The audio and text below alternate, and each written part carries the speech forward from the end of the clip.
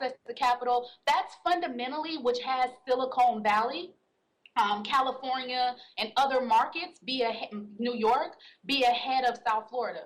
That's it. It's not that they're brighter than us. It's not that they have better ideas. I actually would argue the contrary, because Miami actually has the most startup activity according to Kaufman Foundation research. Miami has the largest, and South Florida actually has one of the largest ecosystems of startup businesses in the nation, and one of the most entrepreneurial cities in the nation because of the mix of different cultures that come here from all over the world. It's an extremely entrepreneurial city, and yet we have less access to capital than a lot of other cities. So another thing that Ecotech Visions, or one of the main things that we do, is we try to buffer that, and we try to make sure that we have the relationships so that we can ensure that we build that for our businesses. So another success that I'll highlight, when we started, we had about 15 companies. We have 23 now, but of the initial 15 companies, we've already got 7 of them startup prototyping grants of upwards of $10,000. We have other ones in a pipeline to get loans and grants, small business loans, upwards of $400,000, so almost $500,000.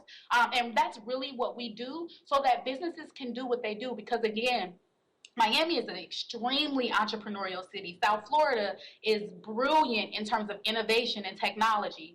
We just need to let our entrepreneurs flourish, and capital is one of the main elements to have that happen. Well, that is true. That is absolutely true. So where do you see your company? Where do you see your company in 2 years or 5 years? And 10 years is a little hard to predict because so many changes are always happening. But I would say in the next 2 to 5 years. Well, Bill Gates just made a major announcement at the World Environmental Summit in Paris, and he made an announcement that he's going to put $2 billion towards environmental sustainability plans, looking at by 2025 having us produce companies that remit carbon emissions to the point where it's negligible. And so we want to be a part of that. So you were talking about, that's our 10-year plan, to really be a part of seeing us in an oxygen surplus planet, and knowing that they're major billionaires and people who are interested in having that happen is amazing and exciting. And we want to be some of the foot soldiers to help make that happen. In the short-term process, we currently have 2 locations. In 2016, we'll be opening a 3rd location, our largest location, which will be very exciting. So our 2-year plan will be really to grow out that space and bring in another 60 or so entrepreneurial companies, and then help those companies grow. So within the next 2 years, we should have launched about 75 successful green tech startups in South Florida, which will make us undeniable on the national market and international market, which will address some of those issues I just articulated about access to capital, access to resource, and really building a community here in South Florida of green tech entrepreneurs. So that's our goal moving forward, just to maintain ourselves as a resource for these entrepreneurs and businesses that are right here in South Florida. Well, is there ever, I hate to say this, an end to this? I mean, can South Florida support all the businesses that you intend to create? Well, that's an interesting question. In the tech sector in Silicon Valley, they launch startups on a daily basis. And if you take Stanford, which is an incubator that Google started in, right? Stanford has a success rate of about 4 to 5%. In their incubator. So you've got to launch a lot of companies to get a Google, to get a Uber, to get a Facebook, to get an Instagram. And we've got to launch a significant number of companies to be able to have those level of successes here in South Florida, and we want to be a part of that movement. I think there's always opportunity for innovation, because what entrepreneurs are fundamentally doing is solving problems. And I don't think that we're ever going to run out of problems, particularly since the problems we're facing right now are major climate change issues, sea level rise issues, roads and transportation issues. I think there always will be opportunities to to innovate within those areas. It'll change, obviously, and hopefully we get better at it. Our business structure and educational structure was set up for an industrial society, which we are not anymore. And so, of course, we're going to get better as we go along. And I think the brand and the business that we do, which is constantly about iterating, will hopefully keep up with the times and iterate to meet the needs of society. Well, it sounds wonderful, Pandwe. I mean, it sounds like something that is just what everybody needs. How did you happen to come to South Florida? You were not born here, and your education was not here. So how did you end up here? Well, this couldn't happen anywhere else, as I've pointed out the data from the Kaufman study, from the other things that are happening in the ecosystem. Also, the Panama Canal opening up and allowing trade. Miami is quickly becoming one of the largest and most influential ports in the nation.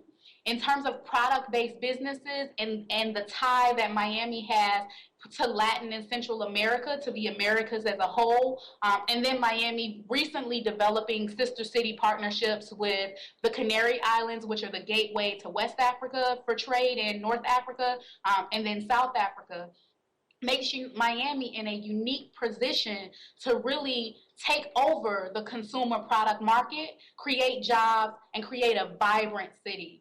So again, learning about, and it's the Sunshine State, right?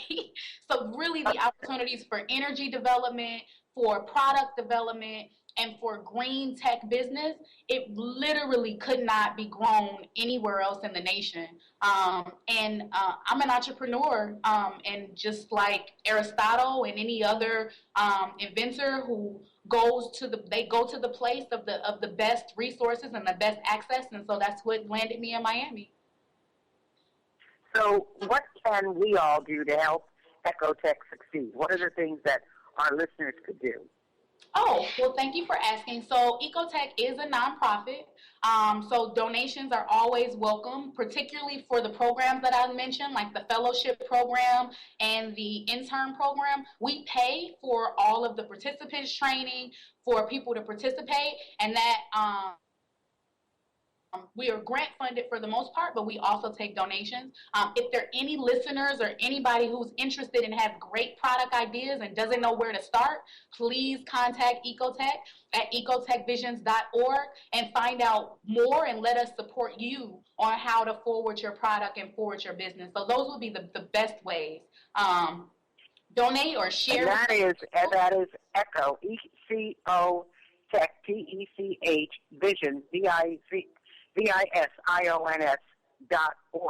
EchoTechVisions.org.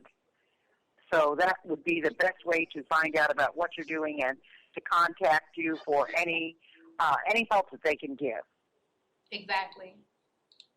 That's wonderful.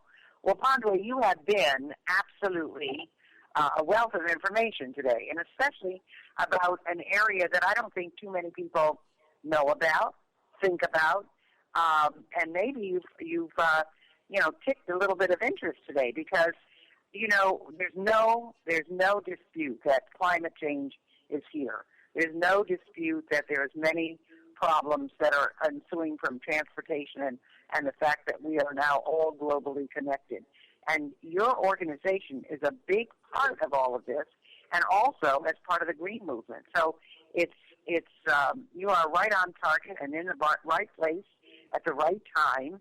And I think it's just amazing everything that you're doing. We have about 1 minute left. Is there anything that you would like to leave our listening audience with? Well, I again want to say thank you so much for what you do for your audience and just having us on the show to share about Ecotech and the work that we do. I have an amazing team, so if you ever can come by and meet the team and get a feel for what we do. But I think the main thing is for people to just check us out online and let us know how we can support you and support Miami in growing the green corridor and green tech in South Florida. Well, thank you so much. My guest has been just wonderful. I mean, Dr. Pandwe Gibson, just a wonderful, wonderful person at ecotechvisions.org.